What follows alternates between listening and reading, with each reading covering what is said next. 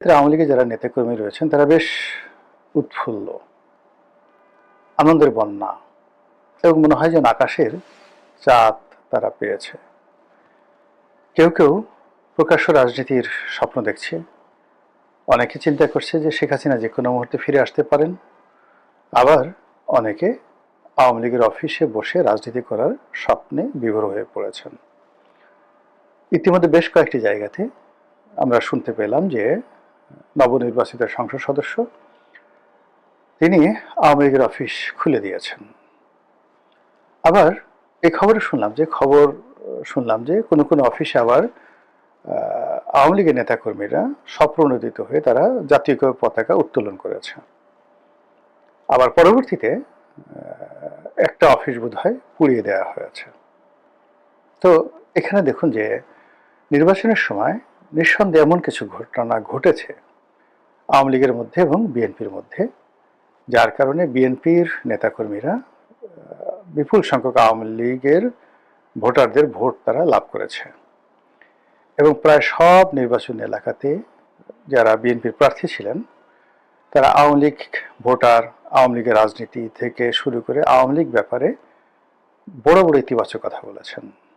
তাদের বক্তব্য হলো যে যারা অন্যায় করেননি, যারা ভালো কাজ করেছেন, কেবলমাত্র আওয়ামী লীগ করার কারণে তাদের বিরুদ্ধে কোনো রকম অন্যায় করা যাবে না, তাদেরকে হয়রানি করা যাবে না এবং তাদেরকে প্রকাশ্যে রাজনীতি করতে দিতে হবে এবং আমরা সেই নিরাপত্তা দেব। কোনো কোনো এলাকাতে সংসদ সদস্য যারা প্রার্থী তারা আওয়ামী লীগকে নিজেদের কাছে নিয়ে নিয়েছেন এবং আওয়ামী লীগের নিরাপত্তা দেওয়ার ব্যাপারে তারা দৃঢ়তা প্রদর্শন করেছেন, আওয়ামী লীগের জিম্মা নিয়েছেন।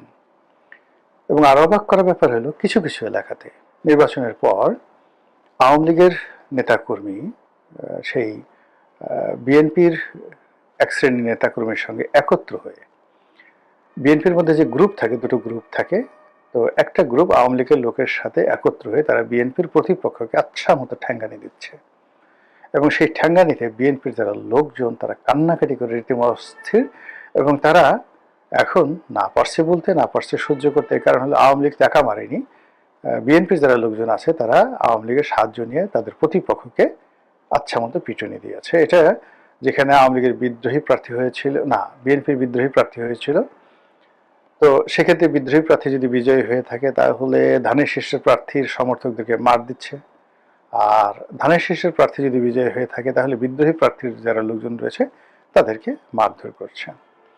এবারে যারা বিএনপি জোটের শরিক দল হিসেবে বিজয়ী হয়ে এসেছেন, তো এই বিজয়ীরা তাদের নিজেদের দল, তারপরে ধানের শীষের যারা কমিটির যারা লোকজন তারা, আওয়ামী লীগের ভোট, সবার সাহায্য এবং সহযোগিতা নিয়েই সংসদে এসছে এবং সেই এলাকাগুলোতে এখন আইন শৃঙ্খলা রীতিমতো হুমকির মুখে, ব্যাপক সংঘর্ষ হচ্ছে বিভিন্ন জায়গাতে এবং এটি বাড়তে থাকবে। তো এই যে একটি অবস্থা, সেই অবস্থায় নিঃসন্দেহে আওয়ামী লীগের যারা লোকজন রয়েছে তারা খুশি হবেন। এর কারণ হল গত 17টি মাসে তারা কোনো কাজ করতে পারেননি। অধিকন্ত ডক্টর মোহাম্মদ ইউনূসের যে জমানা, এটাকে মানে ওই যে পঙ্কজ উদাসের মতো নিকলো না নিকাব জামানা খারাপ হ্যায়, তো তারা বলতে গেলে অনেকটা হিজাব পরে, আওয়ামী লীগের লোকজন অনেকটা হিজাব পরে সমাজে চলাফেরা করতেন আর কোনো অবস্থাতে সেই হিজাব বা নেকাব তারা খুলতেন না। এর কারণ হলো জমানা খুব খারাপ, ডক্টর মোহাম্মদ ইউনূসের জমানা তাদের কাছে ভীষণ রকম বিষদায়ক ছিল। ফলে যে কোনো মূল্যে তারা ডক্টর মোহাম্মদ ইউনূসকে হটানোর জন্য বিএনপিকে সাহায্য করেছে, সহযোগিতা করেছে, এটা এখন একটা ওপেন সিক্রেট। তো কাজেই বিএনপি যখন বিজয়ী হয়েছে তখন তারা বিএনপির কাছে চাচ্ছে যে প্রতিদান চাচ্ছে।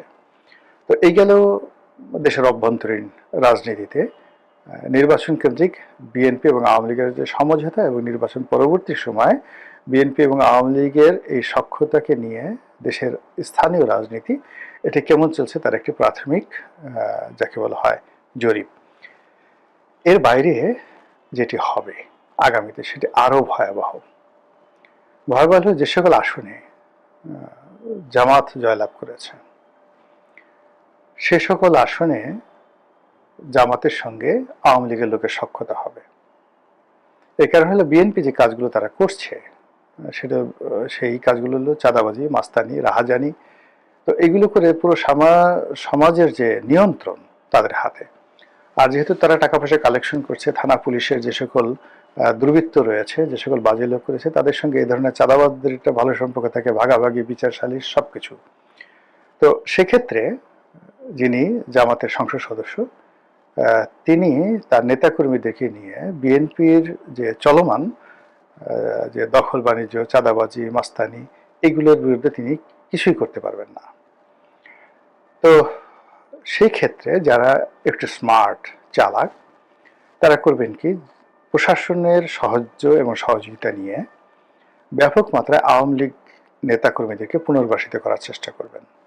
এবং আওয়ামী লীগ যদি সেই এলাকাতে ফিরে আসে এবং জামাতের নেতাকর্মীদের সঙ্গে যদি আওয়ামী লীগ একত্র হয়, তার সঙ্গে যদি জামাতের এমপি সাহেব থাকেন, তো সেখানে জামাত এবং আওয়ামী লীগ খুব দ্রুত জনপ্রিয় হয়ে উঠবে। এবং তারা কি করবে, বিভিন্ন জায়গাতে স্টায়ারিং কমিটি করবে, চাঁদাবাজ প্রতিরোধ স্টায়ারিং কমিটি, তারপর দুর্নীতি প্রতিরোধ স্টায়ারিং কমিটি, শান্তি শৃঙ্খলা রক্ষাকারী স্টায়ারিং কমিটি। এবং এই কমিটির সঙ্গে মুসল্লিরা থাকবে, ইমামরা থাকবে, শিক্ষকরা থাকবে, আওয়ামী লীগের নেতাকর্মীরা থাকবে, এবং ভালো ভালো আওয়ামী লীগের বদমাশগুলো নয়, ভালো ভালো নেতাকর্মীরা থাকবে এবং জামাতের লোকজন থাকবে।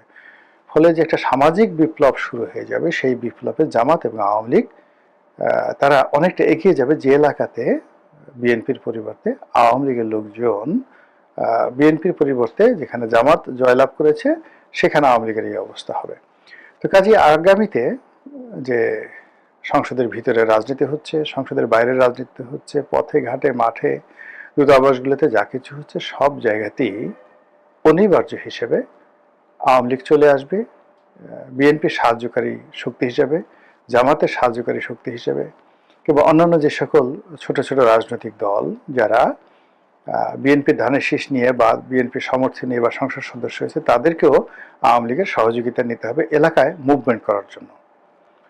এর কারণ হলো যে বিএনপি এখন যে সুযোগগুলো ভোগ করছে গত 17 মাসে, যেটা কন্টিনিউ আছে, এটা তারা জীবনে কোনো অবস্থাতে ছাড়বে না। এমনকি তাদের যদি জেলে যেতে হয়, তাদের বিরুদ্ধে যদি সে আবার অপারেশন ক্লিন হার্ট পরিচালিত হয়, তবু তারা এই কাজ থেকে সহজে বিরত হবে না। এর কারণ হলো এগুলো নগদ ধান্দা পানির ব্যাপার, মাল পানির ব্যাপার।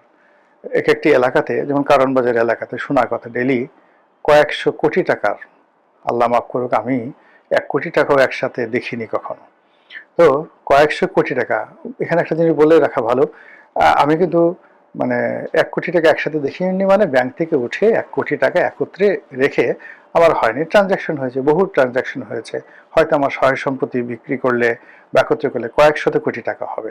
আল্লাহ আমাকে সেই এমপি হওয়ার অনেক আগে, আজ থেকে 25 বছর আগে, সেই 100 কোটি টাকার মালিক করেছেন। তো মানে আমি বললাম এই অর্থে যে মানে একত্রে সেই টাকাগুলো টেবিলে রেখে গোনা, জমা করা, এটা আমার জীবনে কখনো হয়নি।